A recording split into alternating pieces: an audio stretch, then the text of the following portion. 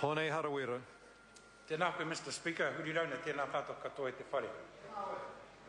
Mr. Speaker, 4 years ago, armed defenders stormed the homes of innocent families, broke down doors, smashed windows, overturned furniture, forced people to their knees in front of their children, refused them access to water and even the right to go to the toilet, degraded and dehumanised civilians, set up armed barricades and stopped traffic, boarded kohangareo buses and scared the crap out of little kids, and gave Tūhoe another reason to hate the forces of the state.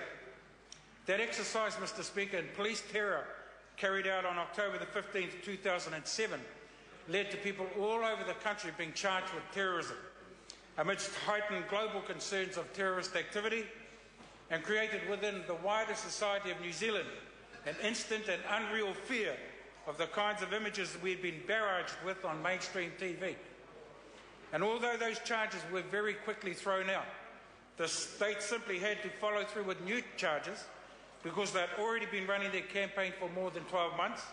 They'd gone in fully armed and under the full glare of the media. They'd made a very public commitment to the most serious charges in the history of our nation, and they simply had to justify their involvement in what turned out to be an extremely violent police operation.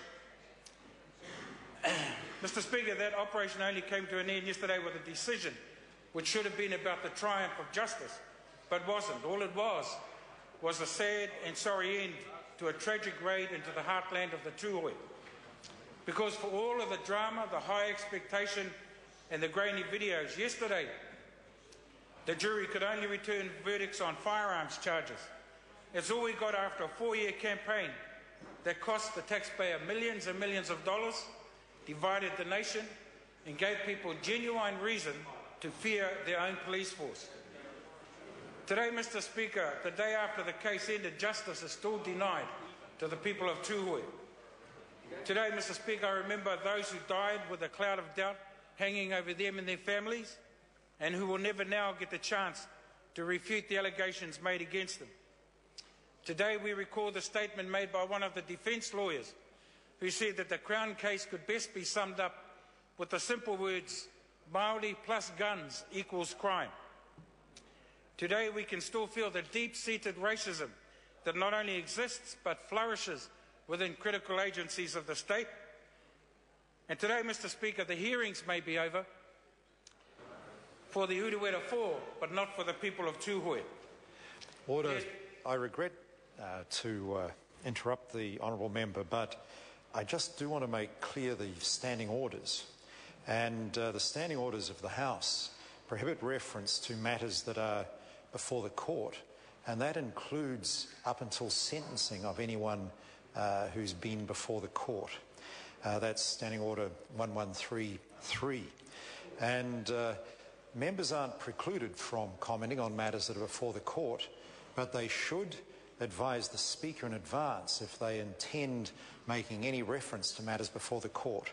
Now, I'd just ask the member to be aware of that for the future and to be careful of what he says in relation to this matter, because it is still before the court. The people that the member has been referring to have not yet been sentenced, and the matter should not be referred to, or great care should be taken in making any reference to it in the House. Hone Harawira. Kia ora, Mr. Speaker. I deliberately spoke to a lawyer about this speech to ensure that details of the case were not actually raised in my speech, and I'm referring in specific terms to issues which arose from the not guilty pleas, and in particular the primary charge, which got held over. So I'm not talking about the charges for which they've been found guilty and for which they are due to still come before the court. Order. The member, often lawyers are not expert on the standing orders of this House. It is Standing Order 112 that requires members to advise the Speaker if they should give the Speaker written advice of what they intend to cover, because all matters relating to the charges relating to those members are matters that are still before the court. And I just ask the member to be careful in reference to that matter. Hone Harawira. Kia ora. Mr. Speaker, there's been no apology, there has been no compensation, there's been no public acknowledgement of the need for change in police operations or for new engagement policies as a result of the litany of errors we now know as Operation 8.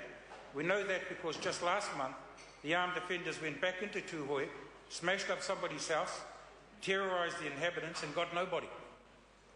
Today, Mr. Speaker, I'm proud to say that Mana will stand alongside those in our society who reject tyranny and stand against those who would use the Terrorism Suppression Act and the Search and Surveillance Bill to crush independent thinking, to force us to fear what we say and to hide what we do, and to stop us from choosing freedom over oppression.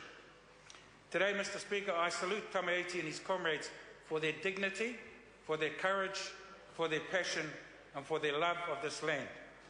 And tomorrow, Mr. Speaker, I pray for an end to the kind of blind police operation developed in a silo of ignorance and fear. Look forward to a time when local issues can be handled with a modicum of intelligence, a minimum of fuss, a measure of goodwill, and the realisation that brutalising communities in the defence of justice leads not to justice, but the growth of injustice, disharmony, and righteous anger. Thank you very much. Kia ora tātou. Catherine Delahunty. Tēnā koe, Mr.